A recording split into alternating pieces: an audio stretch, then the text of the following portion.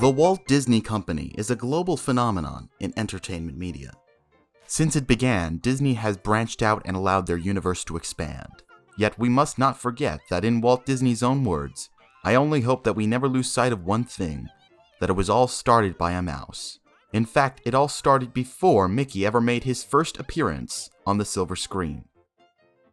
Walter Elias Disney, a man who would build an empire of captivating and timeless stories to be told for generations upon generations, had his humble beginnings in the art of animation. January 20th, 1920, marked a turning point in Walt's life. What he saw in the newspaper was an advertisement from the Kansas City Film Ad Company in Missouri.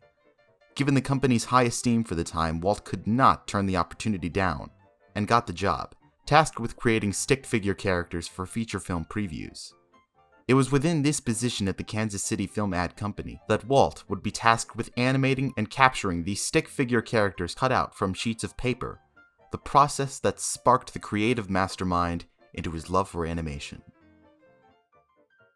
2 years later, Walt had teamed with his friend Ub Iwerks and asked leading exhibitor Frank Newman of Kansas City to showcase his animation. These would later be known as Newman's Laugh-O-Grams, which would be featured as small clippings in newsreels at Newman's theaters. The first Laugh-O-Gram premiered at Newman Theater on March 20th, 1921.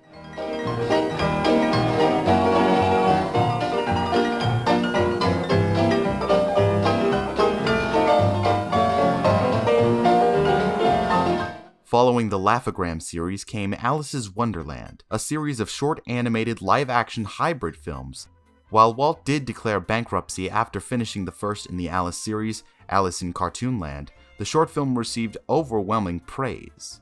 In response to this triumph, Walt and his team from Kansas City moved to Hollywood, and he partnered with his brother Roy to establish the Disney Brothers Company and continue producing the Alice's Wonderland series. However, 1927 marked a shift in Walt's animation dynamic: strictly animated short films. Enter Oswald the Lucky Rabbit, one of Walt's first ever animated character mascots. One can notice Oswald's resemblance to a familiar mouse. In fact, once he had acquired the rights for Oswald, Walt immediately changed the character to a prototype of the mouse we all know and love, originally named Mortimer, but soon he changed the character's name to Mickey. Walt produced his first 3 cartoons with Mickey Mouse as the main character. These films were Plain Crazy, Gallopin Gaucho,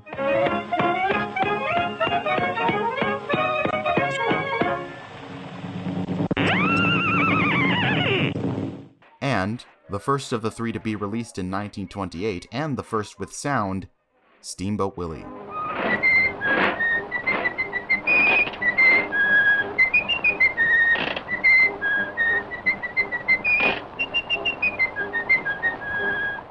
Mickey Mouse made his premiere in Steamboat Willie at New York's Colony Theater on November 18, 1928.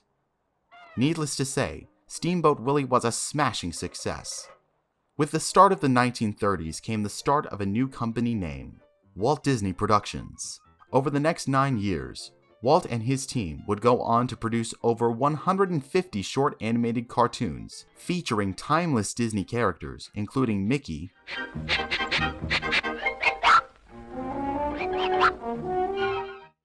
his dog Pluto,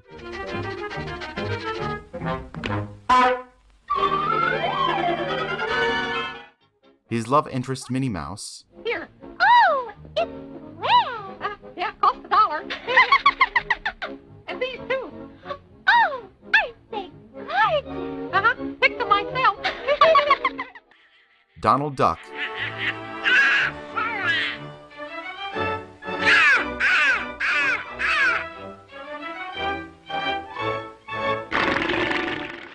and Goofy.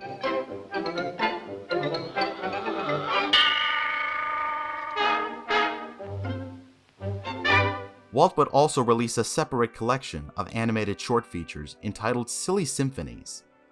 Of these symphonies, Flowers and Trees was the first to be produced in Technicolor.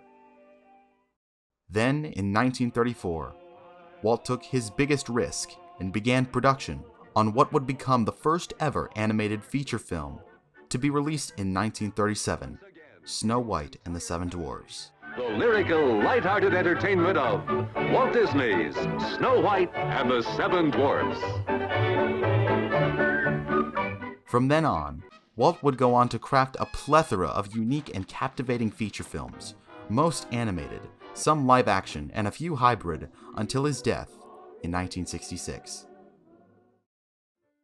However, the spirit of his animation lives on today in present Disney cartoons.